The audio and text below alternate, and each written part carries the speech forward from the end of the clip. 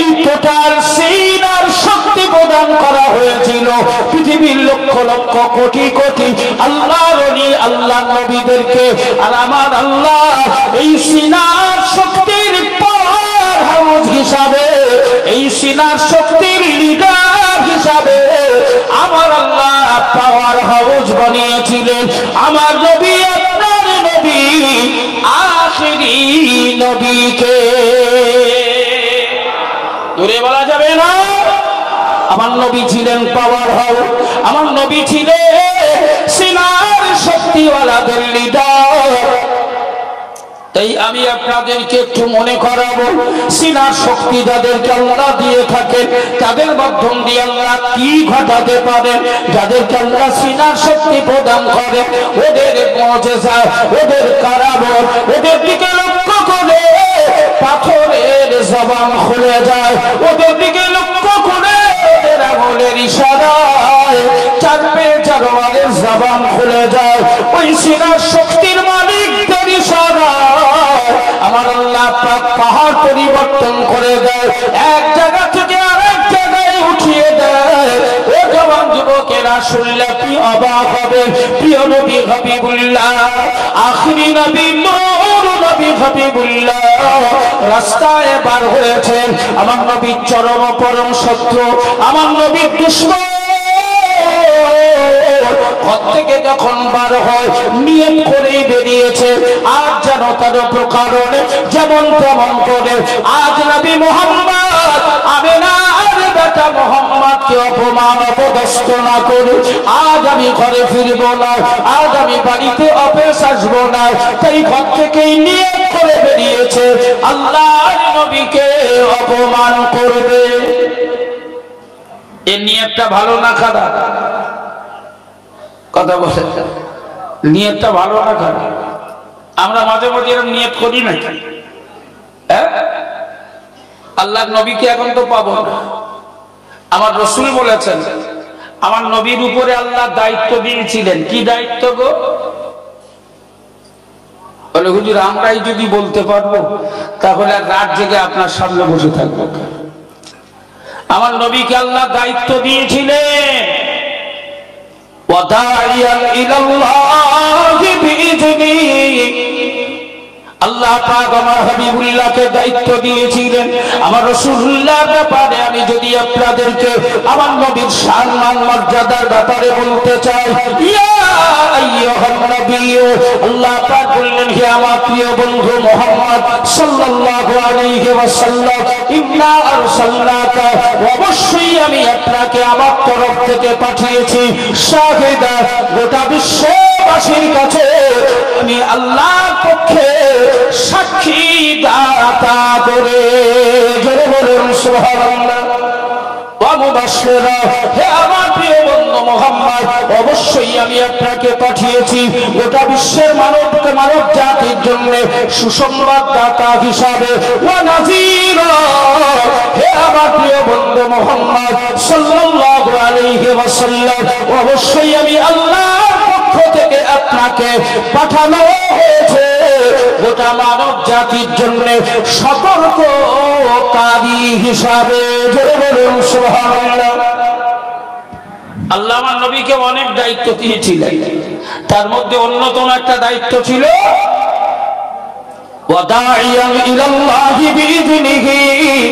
আল্লাহ পাক বললেন হে প্রিয় বন্ধু মুহাম্মদ সাল্লাল্লাহু আলাইহি ওয়াসাল্লাম, আমি আল্লাহ পাক অবশ্যই আপনাকে পৃথিবীর জমিনে পাঠিয়েছি আমার বন্ধু হিসাবে।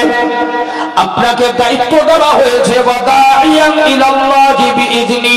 আমার যে সমস্ত বান্দা বান্দি গেল আমার থেকে মুখ ফিরিয়ে আছে, আমি আল্লাহ আমার সাথে যাদের সম্পর্ক ভালো নয়, যারা আমাকে মালিক হিসাবে মানে না, আমার থেকে দূরে সরে আছে, হে আমার প্রিয় বন্ধু মুহাম্মদ, আমি আপনাকে আমার পক্ষ থেকে পাঠিয়েছি ওই সমস্ত মানব মানবীদের কাছে। আমি আল্লাহ আমার পক্ষ থেকে আহ্বানকারী হিসাবে। জোরে বলুন সুবহানাল্লাহ। হে জওয়ান যুবকেরা, এই আল্লাহ নবীর উপরে আল্লাহ দায়িত্ব দিয়েছিলেন হে আমার প্রিয় বন্ধু, আপনাকে আমি আহ্বান হিসাবে পাঠালাম। আমার নবী এখন নাই, আমার নবীর দায়িত্ব কি হ্যাঁ বাবা করেননি? আমার নবী কি দায়িত্ব বুঝিয়ে দিয়ে যাননি? ভুলে গেলে চলবে না শোনা, আমার নবীর জীবনে কোন রকমের ত্রুটি দর করার মতো ক্ষমতা কারো হয় নাই।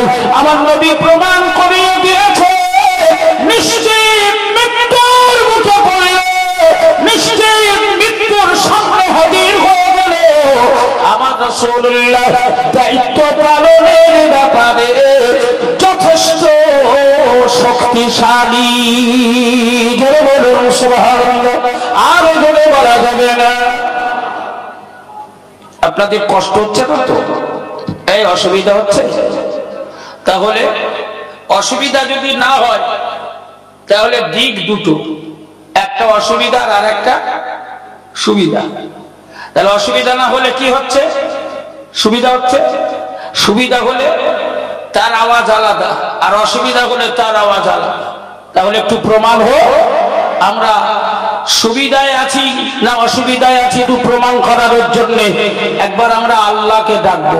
পারবো? কাকে ডাকবেন? আপনার সুখ দুঃখের মালিক যিনি, তাকে ডাকতে আপনার অসুবিধা আছে? তাহলে একটু প্রাণ ভরে ডাকো তো দেখি। নারে তাকবীর। মোটামুটি সুবিধা আছে, এর চাইতে আরেকটু সুবিধা করা যায় না? আল্লাহ বলেছেন ওয়াকাব্বিরহু তাকবীরা। আমাকে যখন ডাকবে জীবনের সবটুকু শক্তি ব্যয় করে ডাকবে, তাহলে কি হবে? আমি আল্লাহ খুশি হব। আর যারা আমায় সব ক্ষমতা দিয়ে ডাকবে তাদের ঈমানগুলোকে আমি আল্লাহ মজবুত করে দেবো। চলে বলুন সুবহানাল্লাহ। যদি বলা যাবে না, তাই আল্লাহ দেওয়া শক্তি ব্যয় করে একটু আল্লাহকে ডেকে প্রমাণ করাই মালিক এখনো জীবনে যা ক্ষমতা আছে সব তোমারই দেওয়া, তাই তোমার জন্য ব্যয় করার জন্য তৈরি। একটু প্রাণ ভরে আল্লাহকে ডাকেন। নারে তাকবীর, নারে তাকবীর। এ সবাই করে আল্লাহর ওলি রহমাতুল্লাহ আলাইহির দরবারের মাবুল মেহমানেরা, আমি আপনাদের মনে করিয়ে দিতে চাইছিলাম আমার প্রিয় নবীর দায়িত্ব হ্যান্ডওভার করে দিয়েছেন। সেই দায়িত্ব কাদেরকে দেওয়া হয়েছে? আল উলামা ওয়ারাসাতুল আম্বিয়া। আল্লাহ রাসূল বললেন আমি নবী থাকবো না, আমি নবী থাকবো না, তাই আমার দায়িত্ব পালন করার ব্যাপারে আমি রাসূলুল্লাহ উলামা সম্প্রদায়কে আমি আমার দায়িত্ব হ্যান্ডওভার করে দিলাম। আমার দায়িত্ব আমার আলেমরা পালন করবে। হে জওয়ান যুবকেরা, সোনার মানিকেরা, এই নবীর দায়িত্ব হ্যান্ডওভার করে দিলেন। এখন দায়িত্ব কাদের উপরে? এখন দায়িত্ব আলেমদের উপরে, ঠিক কি না? এখন দায়িত্ব আলেমদের উপরে। আমার নবী দায়িত্ব দিলেন, সেই দায়িত্ব পালনের ব্যাপারে আমরা একটুখানি মনোযোগ দেব। কারণ আপনাদেরকে আমি যে বিষয়টার উপরে আলোচনায় নিয়ে এসেছি সেই বিষয়টাতেই ফিরিয়ে নিয়ে যাব। বিষয়টা ক্বালা রাব্বিশরাহ লি সদরি। সবে এইটুকু তাফসীর শুরু করেছি, এখন গোটা একটা বাকি আছে, গোটা আয়াত বাকি আছে। আমার আল্লাহ পাক এই আয়াতে কারিমার মাধ্যম দিয়ে তাওহীদে ইলাহি, আল্লাহর একত্ববাদের বাণী প্রতিষ্ঠিত করার ব্যাপারে আল্লাহ কি কি ব্যবস্থা নিয়েছিলেন, কিভাবে প্রতিষ্ঠিত করিয়েছিলেন, তা আমি খায়রুজ্জামানের আলোচনা করার সুযোগ আল্লাহ দেয়নি। পৃথিবীর কোন মুফাসসিরকে আল্লাহ সুযোগ দেয়নি। পৃথিবীর কোন মুহাদ্দিসকে এই সুযোগ কাজে লাগাবার কোন রকম সুযোগ সে পায়নি। এই ব্যাপারে আলোচনাকারী বক্তা হলেন স্বয়ং আমার আল্লাহ নিজে। জোরে বলুন সুবহানাল্লাহ। জোরে বলা যাবে না? তাই আমি যে বিষয়টা একটু আলোচনায় এনেছিলাম ওইটা সমাপ্ত করে এখানে ফিরে আসবো ইনশাআল্লাহ। মনে আছে আপনাদের? যে আমার নবীকে অপমান করব বলে নিয়ত করে বাড়ি থেকে বার হয়েছে, নিয়ত করে বেরিয়েছে বাড়ি থেকে যে মোহাম্মদকে অপমান না করে বাড়ি ফিরবো না। কি ভালো নিয়ত না করেছে, তাই না? আচ্ছা, আমাদের কি ধারণা যে আল্লাহর নবীকে কেউ রাস্তায় অপমান করবে, আল্লাহর রসুলকে কেউ রাস্তায় মারধর করবে, আর আমার আল্লাহ তার প্রিয় বন্ধু হিসাবে সব চুপচাপ সহ্য করে মেনে নেবে? কথা বলে মেনে নেবে? বন্ধু হিসাবে বন্ধু আঘাতপ্রাপ্ত হবে না? হবে না? আমরা এসেছি, আমাদের সাথে তালবিলেম এসেছে। কেউ যদি রাস্তায় আমাদেরকে অপমান করে, তালবিলেম চুপ করে থাকবে? কথা বলে। নেতা যায়, সাথে সাগরেদ যায়, নেতার উপরে কেউ যদি এরম করে, ওর হাত ভেঙে দেওয়ার জন্য সাগরেদরা আছে না নেই? তো আমার নবীর উপরে আঘাত করবে আর নবীর বন্ধু আল্লাহ চুপ করে থাকবে? এ কি হয়? ও বেটা বাড়ি থেকে নিয়ত করে বেরিয়েছে নবীকে অপমান করবে। আমার আল্লাহ বললেন, আয়, রেডি হ, আয়, তুই আমার নবীকে অপমান করবি আর আমি আমার নবীকে সম্মানের উচ্চ শিখর দান করব। জোরে বলুন সুবহানাল্লাহ। জোরে বলা যাবে না? এই ঘর থেকেও বার হয়েছে, দূর থেকে দেখেই চিনতে পেরেছে ওই আমেনার বেটা যাচ্ছে। তাহলে কত কাছের মানুষ হলে তবে দূর থেকে দেখে একটা পিছন থেকে চিনতে পারা যায়? কত কাছের হলে, কত পরিচিতি হলে এই চিনতে পেরেছে তো কি বলে ডাকবে? বেটা বদমায়েশ। পিছন থেকে হঠাৎ করে রাখালের মতো চিৎকার করে উঠেছে। রাখালরা যেমন মাঝে মধ্যে গরু ছাগল বকরি হাত মেরে ঘুরে, কারো ধানে পড়েছে, কারো বাগানে যাচ্ছে, যেমন চিৎকার করে ওঠে, ও ঠিক সেইভাবে পিছন থেকে হঠাৎ করে চিৎকার করে উঠেছে। আমার রাসূল ভাবলেন কি ব্যাপার, যেই চিৎকার শুনেছে নবী মুখটা ঘুরিয়েছে। ও তখন ইশারা করে দাঁড়াতে বলছে। আল্লাহর রাসূল দাঁড়ালেন, ও কাছাকাছি গেল। কাছাকাছি যাওয়ার পরে এমন ভঙ্গিমা দেখাচ্ছে যেন নবীকে জীবনে দেখেনি, অথচ রাসূল ও কাছাকাছি যাওয়ার পরে নবী চিনতে পারছে যে ও আমার খুব পরিচিত মানুষ।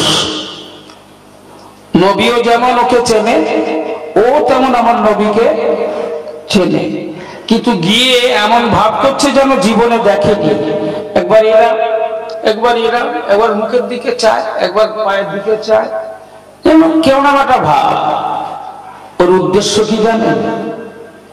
যে আমি মুহাম্মাদের সামনে গিয়ে এরম করবো। মুহাম্মদ তখন রেগে যাবে, রেগে গিয়ে আমায় বলবে, তুই কি আমার চিনিস নাকি? হ্যাঁ, পরিচিত মানুষ এরম করে কি দেখছিস? যেই না বলবে ওই সূত্র ধরে মুহাম্মদের সাথে ঝগড়া শুরু করবে, করেই গলা ধাক্কা, ঘাট ধাক্কা, অপমান অপদস্থ করে তাড়িয়ে দেবে। এটা উদ্দেশ্য আগে থেকেই রেডি হয়ে আছে। ও যখন ওই রকম করছে, আল্লাহর রাসূল নম্রতা এবং ভদ্রতার সাথে আমার নবীকে, আমার রাসূল ওই লোকটিকে লক্ষ্য করে বললেন, কি হয়েছে ভাই, তুমি কি আমায় চিনতে পারছো না? এ তো দেখলো আমার ওষুধে কাজ হলো না। আমি তো চেয়েছিলাম মুহাম্মদকে রাগাতে, রেগে গিয়ে আমায় বলবে, এই বেটা তুই চিনিস না নাকি? আর আমি অমনি ধরবো। কিন্তু এ তো দেখছি উল্টো ওষুধ, এ তো আমায় একদম থ বানিয়ে দিল যে কেন ভাই তুমি কি আমায় চিনতে পারছো না? এ তখন চেনার পরেও না চেনার ভান করে বলছে, না তেমন একটা চিনতে পারছি না, তুমি কে বলো? যাতে এটা শুনে মুহাম্মদ রাগে। আল্লাহর রাসূল বললেন, কেন ভাই তুমি কি আমায় চিনতে পারছো না? আমি তো মুহাম্মদ। এ তখনও বলল, মুহাম্মদ মানে কোন মুহাম্মদ? কে তুমি? কোন মুহাম্মদ? আল্লাহর নবী একেবারে নম্রতার ভদ্রতা বজায় রেখে মিষ্টি মধুর আওয়াজে আস্তে আস্তে করে বললেন, ভাই তুমি কেন আমায় চিনতে পারছো না তা জানি না, তবে আমি যে মুহাম্মদ, অন্য কোনো মুহাম্মদ নয়, আমি হলাম আব্দুল্লাহর বেটা মুহাম্মদ। জোরে বলুন সুবহানাল্লাহ। ওই সবাই বলল, ওই ইহুদি ওই বদমায়েশ আল্লাহর নবীকে কটাক্ষ করে বললেন, তুমি তাহলে সেই মুহাম্মদ যে নিজেকে নবী বলে দাবি করেছো, তুমি কি তাহলে সেই মুহাম্মদ আব্দুল্লাহর বেটা আমিনার বেটা যে নিজেকে নবী বলে দাবি করেছো? আল্লাহ নবী একেবারে নম্রতার সাথে বললেন, নিচু স্বরে আস্তে আস্তে করে মিষ্টি সুরে বললেন, কেন ভাই, আমার নবী হওয়ার ব্যাপারে কি তোমার সন্দেহ আছে? আমি তো নিঃসন্দেহে, কোন রকম সন্দেহ নাই, নিঃসন্দেহে আমি হলাম আল্লাহর নবী। বলুন সুবহানাল্লাহ।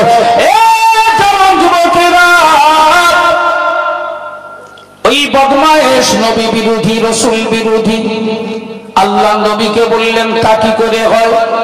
তুমি মুখে বললে আর আমি তোমায় নবী বলে মেনে নিলাম, তা তো হতে পারে না। তাই তুমি যদি সত্যি নবী হয়ে থাকো, তোমাকে যদি নবুয়ত দান করা হয়ে থাকে, তাহলে তুমি যে নবী তার প্রমাণ কি বলো? কি প্রমাণ আছে যে তুমি নবী? কি দেখে আমি তোমায় বিশ্বাস করব যে তুমি নবী?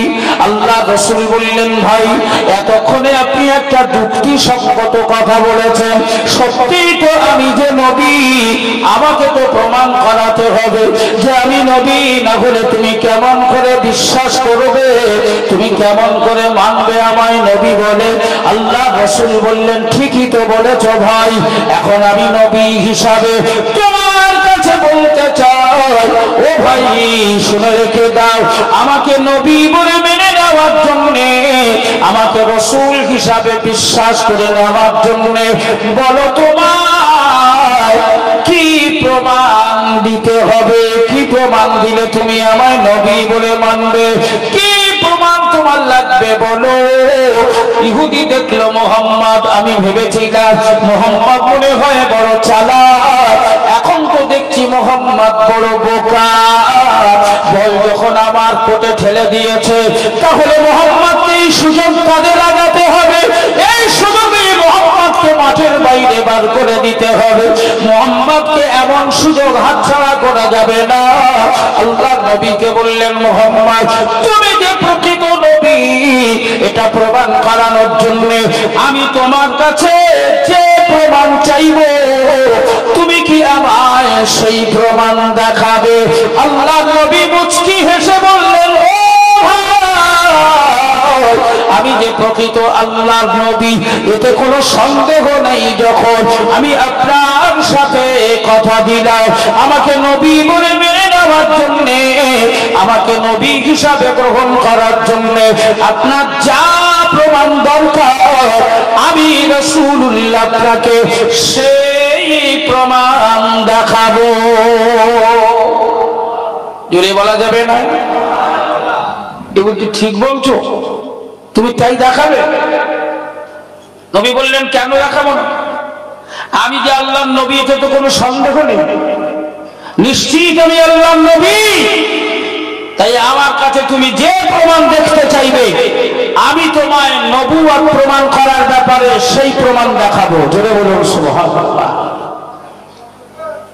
ইহুদি মনে মনে ভাবছে মুহাম্মদ ফেঁসে গেলেন, মনে মনে নিজের মনকে বলছে, মুহাম্মদ ফেঁসে গেলি, আমি এমন প্রমাণ দেখতে চাইব যা অরিজিনালি বাস্তব নেই, আমি তো অবাস্তব দেখতে চাই, তুই দেখাবি কি করে?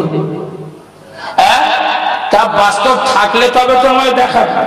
আমি এমন জিনিস চাইবো যেটা বাস্তবে নেই, অবাস্তব, অসম্ভব, হবেই না, সেরকম জিনিস আমি চাইবো। মনে মনে ভাবছি, দিয়ে বলছে, মুহাম্মদ ঠিক বলছো, আমি যা চাইবো তাই দেখাবে?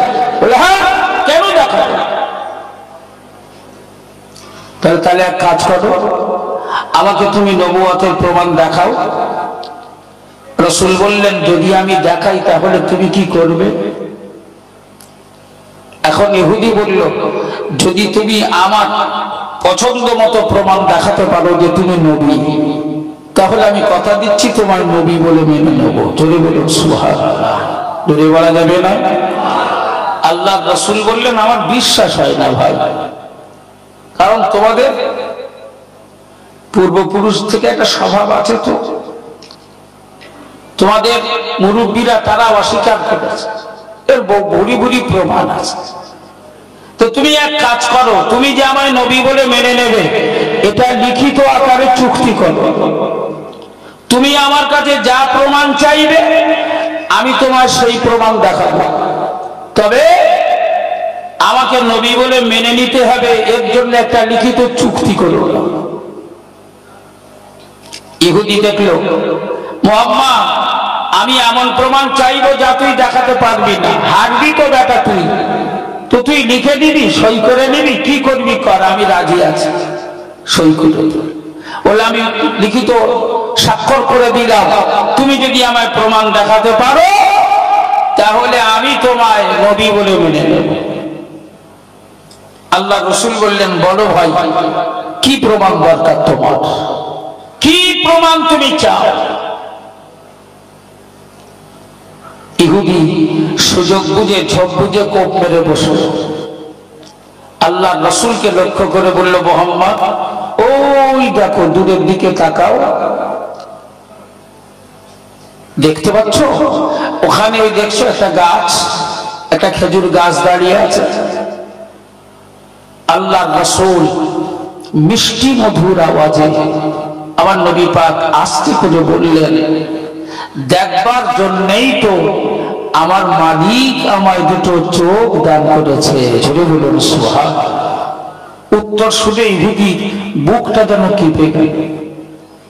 মুহাম্মাদের এই উত্তর, আমি গাছটা দেখতে বললাম, মুহাম্মদ যে উত্তর দিল তা তো সাংঘাতিক জবাব।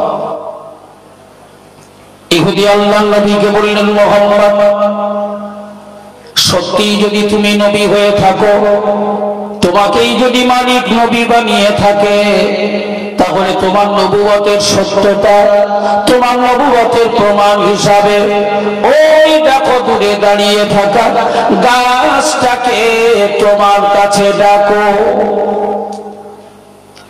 তোমার ডাক শুনে যদি ওই খেজুর গাছে নিয়ে তোমার কাছে এসে হাজির হয়ে যায়, তাহলে আমি বিশ্বাস করে নেব তুমি সত্য নবী, প্রকৃত আল্লাহ তোমাকে নবী বানিয়ে পাঠিয়েছেন।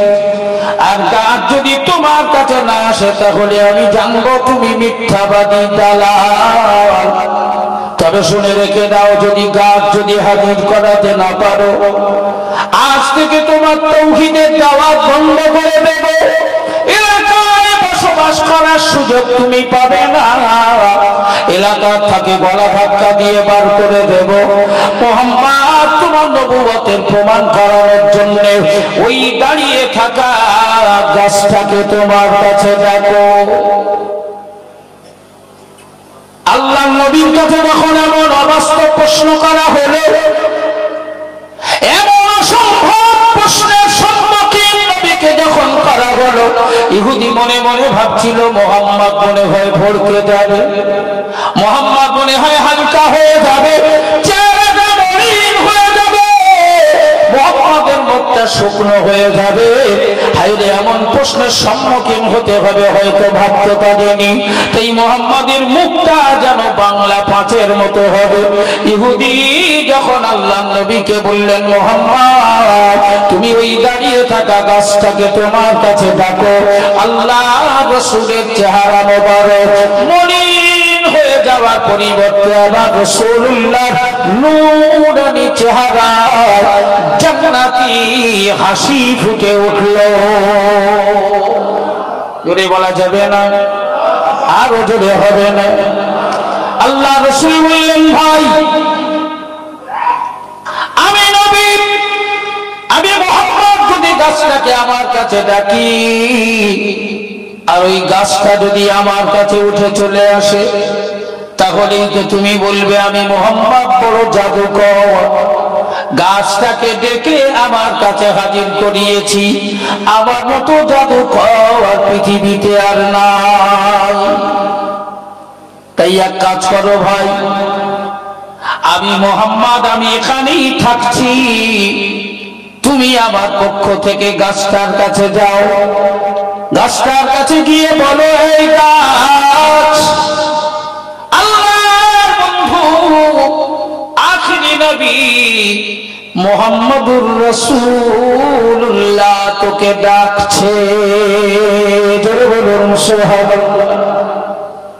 আল্লাহ রাসূলের এই কথা শুনে ইহুদির ভেতরে যেন ঝড় শুরু হয়ে গেল। ইহুদি অবাক হয়ে নবীর চেহারার দিকে তাকিয়ে তাকিয়ে ভাবতে লাগলো, মুহাম্মদ বলে কি? আবার মনে মনে ভাবে, মুহাম্মদ তো জীবনে কখনো মিথ্যা কথা বলেনি। মুহাম্মাদের জবানের ভাষা, মুহাম্মাদের জবানের বাণী মানে সত্য। তাই মুহাম্মদ যখন বলছে, আমার মনে হয় গাছটাকে ডেকে দিলেই ওই গাছ মুহাম্মাদের কাছে চলে আসবে। জোরে বলুন সুবহানাল্লাহ। আবার শয়তানি ধোঁকায় মনকে সান্ত্বনা দিয়ে ভাবে, অবাস্তব কখনো বাস্তব হতে পারে না, অসম্ভব কখনো সম্ভব হতে পারে না। যতই ডাকাডাকি করি না কেন, গাছ কখনো জায়গা ছেড়ে সরবে না।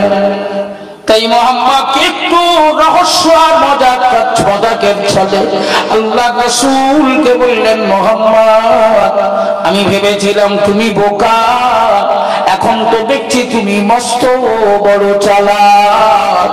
আল্লাহ নবী বললেন, ভাই চালাকি তো কিছু করি নাই। আমি কিসে চালাকি করলাম?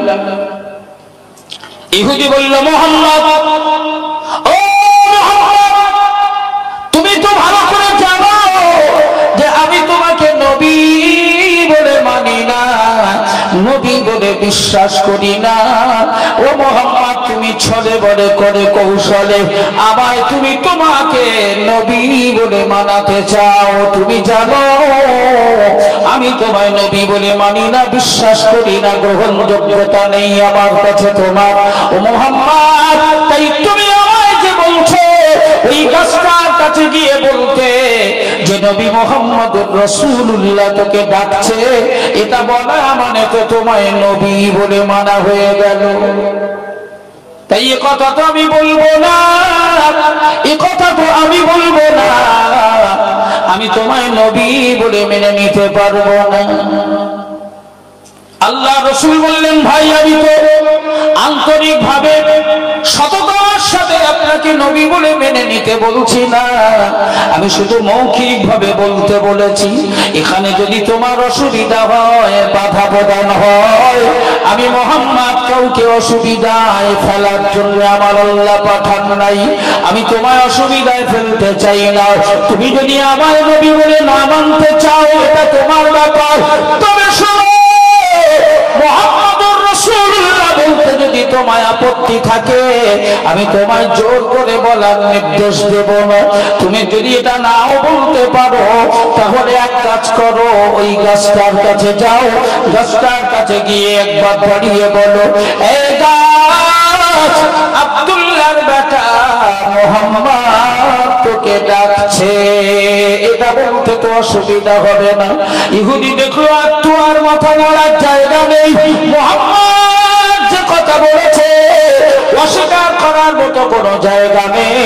বললাম, এটা বলা যাবে। আল্লাহ রাসূল বললেন, তাহলে গিয়ে তাই বলো। হে সোনার মানিক জওয়ান যুবকেরা, ও শ্রমিকরা, গ্রামের অধিবাসীরা, ও আল্লাহর পাগল দেওয়ানা, ও আমার আম্মা জান বোনেরা, বেটিরা, বৌমারা, আল্লাহর নবীর কাছ থেকে ওই ইহুদি গুটি গুটি পায়ে রওনা হলো। গাছটার কাছাকাছি গেল, গাছটার কাছাকাছি পৌঁছালো। রহস্যের ছলে হাসি হেসে ওই গাছটার দিকে লক্ষ্য করে বলল, রে গাছ, তুই কি শুনেছিস যা জীবনে কখনোই সম্ভব নয়, সেই বার্তা আমায় দিয়ে পাঠিয়েছে। এই গাছ, তুই কি শুনেছিস আব্দুল্লাহর বেটা মুহাম্মদ তোকে নাকি ডাকছে?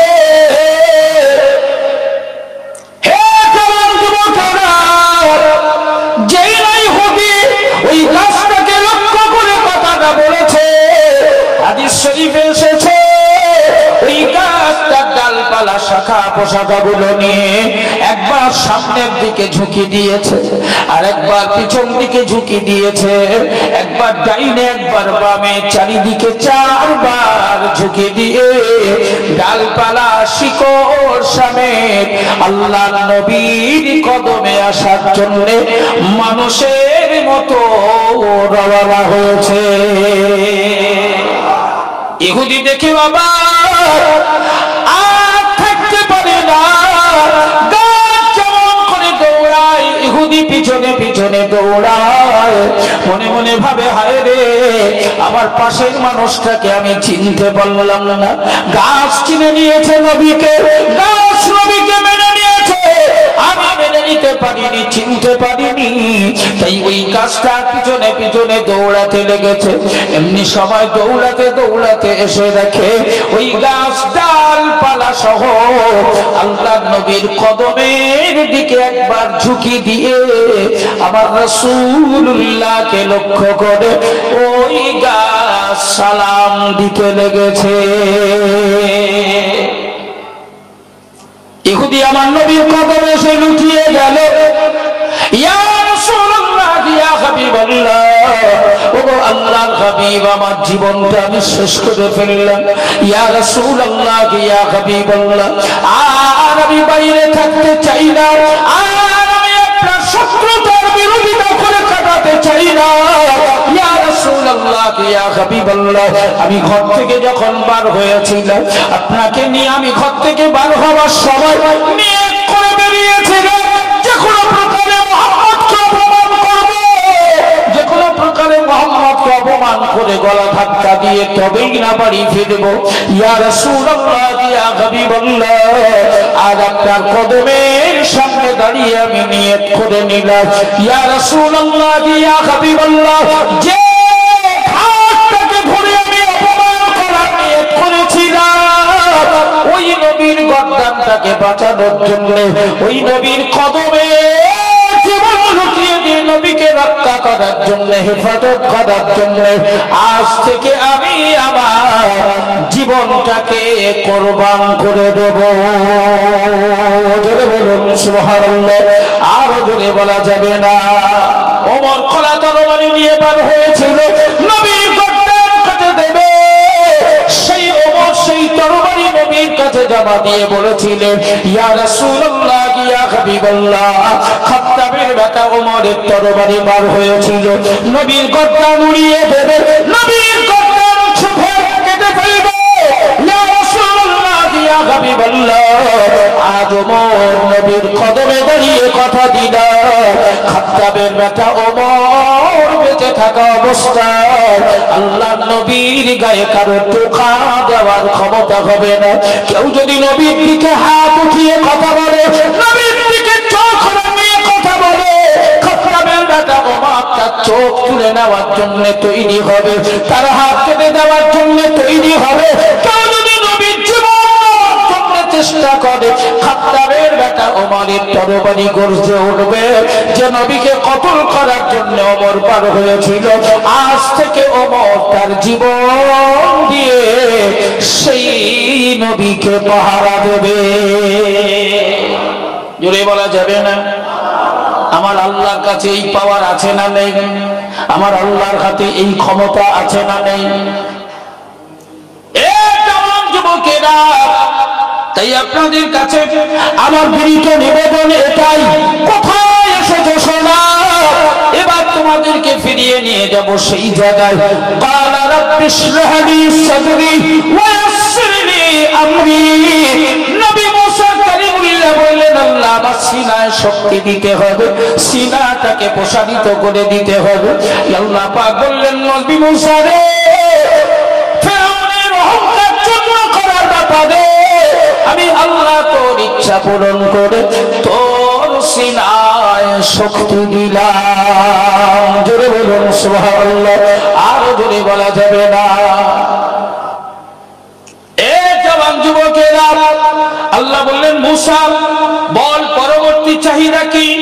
নবী মুসা বললেন, ওয়াসসির লি আমরি ইয়া মালিক, আল্লাহ আপনি যখন যখন আমার সিনায় শক্তি দেওয়ার ঘোষণা দিয়েছে, আমার 2 নম্বর চাওয়া হলো ফেরাউনের রাজদরবারে পৌঁছানো, তার সামনাসামনি হওয়া, তার চোখে চোখ রেখে তাওহীদের দাওয়াত পৌঁছে দেওয়া।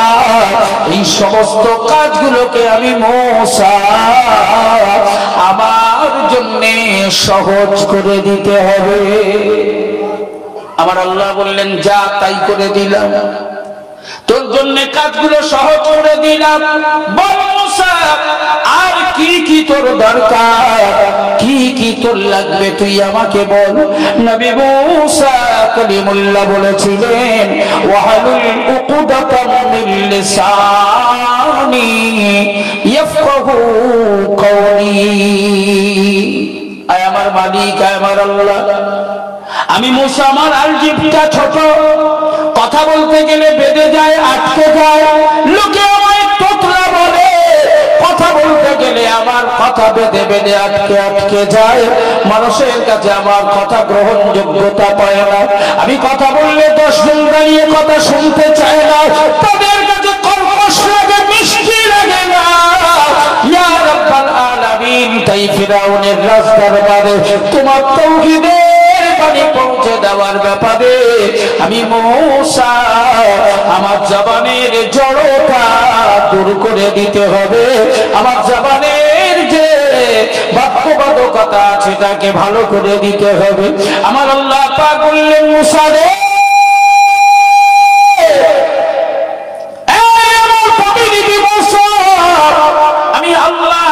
কথা দিয়েছি, তুই যা চাইবি আমি আল্লাহ তাই দেব। তাই তোর চাওয়াকে পূরণ করার ব্যাপারে আমি আল্লাহ তোর সিনায় শক্তি দিয়েছি, তোর জন্য কাজটাকে সহজ বানিয়ে দিয়েছি। 3 নম্বর চাওয়াটাকে পূরণ করে আমি আল্লাহ তোর জবানের জড়তা দূর করে দিয়েছি। শুধু জবানের জড়তা দূর করে দিই না, তোর ভাষাটাকেও আমি আল্লাহ আজ থেকে মিষ্টি বানিয়ে দিয়েছি। জোরে বলা যাবে না? আর একটু জোরে হয় না শোনা? হে জওয়ান যুবকেরা, ও সোনামানিকেরা, ও আমার প্রিয় নবীর পাগল উম্মাতুম্মাতানিরা, আমার আল্লাহ পাক বললেন, নবী মূসা রে, বল তোর কি আর কিছু চাওয়ার আছে? মূসা বললেন, আল্লাহ কি চাইবো আর? আমি যা যা চেয়েছি সবই তো তুমি দিয়েছো, তাই তারপরেও যেন আমার একটু কিরম ভয় ভয় হচ্ছে। এই মূসা কি বলছে? আল্লাহ, তারপরেও আমার একটু ভয় ভয় হচ্ছে। আল্লাহ বললেন, কেন, কি হয়েছে বল, কিসের ভয়? মূসা বললেন, আল্লাহ একা না বোকা, তাই 80,000 সৈন্যর সামনে আমি মূসা একা কি করে যাই, তাই একা বলে একটু ভয় লাগছে। একটু একজন সঙ্গী হয়ে কথা বলার মতো একজন হলে ভালো হতো, একটু সাহস পেতাম। আল্লাহ গল্প গুজব করার লোক হলে ভালো হতো, একটু সাহস পেতাম। একা না বোকা, একা বলে ভয় হয়। আমার আল্লাহ বললেন, মূসা রে, ভয় পাওয়ার কিছু নাই। আমি আল্লাহ ফেরাউনের সামনে দাঁড়াবার জন্য তোকে তো অনেক কিছুই দিয়েছি। আমি আল্লাহ তোর হাতের লাঠি দিয়েছি, আমি আল্লাহ তোর বগলের ভেতরের আলো লাইট তোকে দান করেছি। আমি আল্লাহ পাক তোকে আমি 9টা মুজিজা দান করেছি। এ মূসা, তারপরেও তোর চাওয়া পূরণ করে পৃথিবীর কোন মানুষটাকে নির্বাচন করব, কোন ঘরের ছেলেটাকে তোর সঙ্গী বানাবো, সে কেমন হবে না হবে, সে তোকে কেমন সহযোগিতা করবে না করবে, এর মধ্যে হয়তো তোর সন্দেহ দেখা দিতে পারে। তাই আমি আল্লাহ পাক তোর ইচ্ছাটাকে পূরণ করে তোরই মায়ের পেটের ভাই, তোরই বড় ভাই, যে শিক্ষিত মার্জিত এলাকায় যার সুনাম সুখ্যাতি আছে, তোর বড় ভাই দাঁড়িয়ে গিয়ে কথা বললে 10-20 জন দাঁড়িয়ে যায়। তোর বড় ভাইয়ের অনেক ফ্যান আছে। তাই আমি আল্লাহ তোর মায়ের পেটের ভাই, তোরই বড় ভাই হারুনকে আমি আল্লাহ তোর সঙ্গী বানিয়ে দেওয়ার জন্য আমি আল্লাহ খুশি হয়ে তোর ভাইটাকেও আমি আল্লাহ নবী বানিয়ে দিলাম।